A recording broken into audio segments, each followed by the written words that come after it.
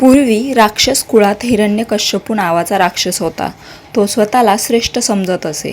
देवतांविषयी त्याला अतिशय तिरस्कार होता.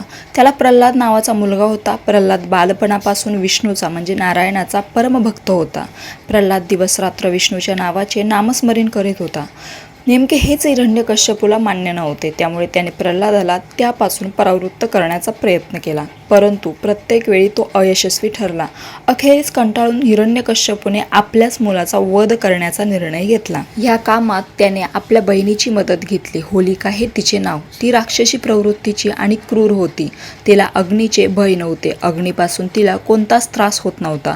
म्हणून हिरण्यकश्यपूने लाकडाची चिता रचली, त्यावर होलिकेला बसविले आणि तिच्या मांडीवर प्रल्हादाला बसविले. परंतु प्रल्हादाच्या भक्ती साधनेमुळेच उलटेच घडले.